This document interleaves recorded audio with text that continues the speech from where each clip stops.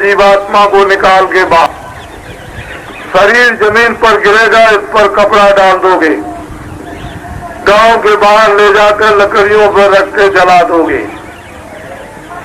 ये मकान और जमीन और घर का सामान और आपके दोस्त मित्र बच्चे जिनको तुमने अपना बनाया था कि मेरे काम आएंगे, वो तो सब ये पड़े रहे। आपको ये बातें खूब समझदारी से समझ लेना है। खेती छोड़ना नहीं, दुकान छोड़ना नहीं, दफ्तर छोड़ना नहीं। पहले खेती, दुकान, दफ्तर का काम करो, बाद में बच्चों की सेवा करो। दोनों जिम्मेदारी को पूरा निभा दो।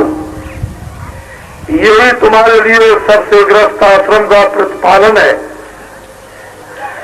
जब कोई समय काम का ना हो तो आधा घंटा भगवान का भजन, आधा घंटा भगवान का भजन करोगे और आत्म धन जब जमा करोगे भजन के द्वारा, तो चलते समय वो आपकी रक्षा करेगा, मदद साथ चलेगा। बाकी माया की छाया को जिसको आपने अपना बनाया, इनमें से कोई भी आपके साथ जाने वाला नहीं, ना आपकी कोई मदद करेगा। जिस तरह से तुम संबंध गांठ कर, संबंध बनाकर रिश्तेदार कहते हो मेरे रिश्तेदार हैं,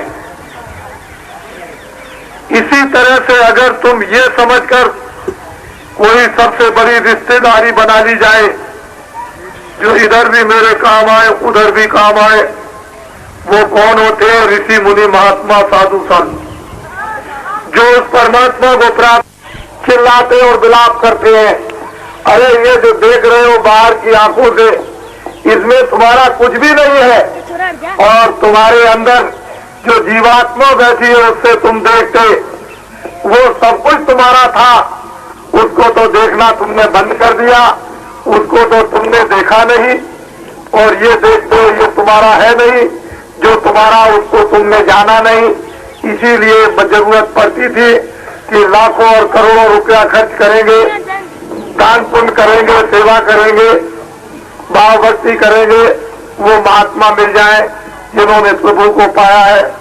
तो ऐसी विभूतियां समय समय पर आया कर। अब बड़े ध्यान जाएगा तो मुक्ति और मोक्ष तो सस्ते में मिल जाएगी, जो बहुत कठोर और असंभव है। दोनों काम बन जाएंगे, लोक भी बन जाएगा, परलोक भी। लेकिन आपने इन बातों को जब भुला दिया तो रामायण, गीता, भागवत, वेद, मंदिर, देवता, गंगा, जमुना, जल, पृथ्वी, अग्नि, वायु, आकाश, इन सब देवताओं को आपने छोड़ दिया। उन्होंने पूछा आप कौन हो? मैं तो अयोध्या का रहने वाला हूँ, यहाँ जंगल में कैसे आए? हमको ऋषियों का आदेश हुआ है तपस्या करने। अच्छा तो मेरे लिए क्या सेवा? जब जरूरत होगी तब हम बताएंगे। राम तपस्या करने लगे। राज्य में प्रजा बड़ी पीड़ित है और पापों से लग चुकी है। ऐसा काम राजाओं करो कि पापों से मुक्त तुम्हारी प्रजा हो जाए। एक बार समझाया, दो बार समझाया, नारद जी को नाराजगी आई। फौरन पहुंचे कंस के पास, कहा कंस पापी दुराचारी, मैंने बार बार तुझको होश दिलाया, लेकिन मेरी तूने एक बात नहीं मानी। जा, मैं तुझको बताया जाता हूँ, तेरी बहन से तुझको मारने वाला पैदा होगा। नारद जी जा रहे थे, बुलाया, कहा कि आपने कहा था मेरी बहन से मारने वाला मुझको पैदा होगा, तो कितने बच्चे पैदा होंगे? कि 8। कौन मुझको मारेगा ये नहीं बताया। एक तरफ से मारना शुरू कर दिया, 7 बच्चे मार दिए, 8 में कृष्ण पैदा हो गए। लेकिन लोगों ने विश्वास नहीं किया। पर समय काल सबको सबक देता है, सबको शिक्षा देता है, सबको मजबूर कर देता है, और वक्त तो बदलता ही है। चाहे आप मानो न मानो, कृष्ण को, राम को पहचानो न पहचानो, मोहम्मद और गीता को मत जानो, आप बौद्ध और महावीर को मत पहचानो, तुलसीदास मीरा को तुम जहर और भी पिला दो, लेकिन वक्त बदलता है। ऋषियों की, संतों की कभी बाणी मिथ्या नहीं जाती है। और भरतपुर से जब जयपुर तक आया तो मार्गों में कितनी भारी उपस्थिति सड़कों के किनारे, और 5 सत्संगों में किस तरह की भीड़ उपस्थित हुई। और रात को जयपुर में जो एक बहुत बड़ा जन समुदाय उपस्थित हुआ था, उसको आप लोगों ने अपनी आंखों से देखा। इस काफिले का उद्देश्य यह, वो आपको कुछ बताना चाहता, यह है कि आगे बड़ी तकलीफ, बड़े संकट, बड़े दुख आगे आने वाले हैं।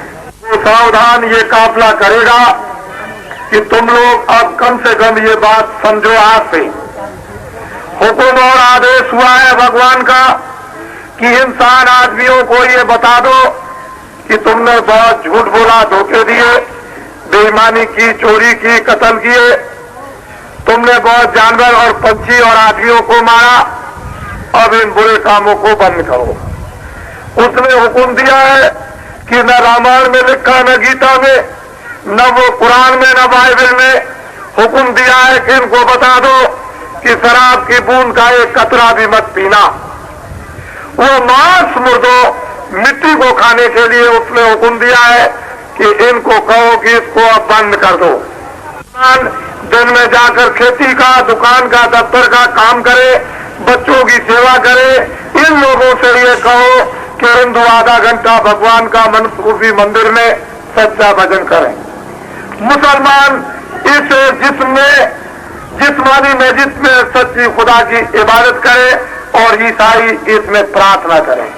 तीनों जातियों के लोग अगर वास्तव में अपने अपने काम, बच्चों की सेवाओं में लग जाएं और आधा घंटा इबादत भजन भगवान का सच्चा करने लगे, तो दुनिया की सारी आने वाली आई हुई तबादत, मुसीबत और ये संकट आपके टल सकते हैं।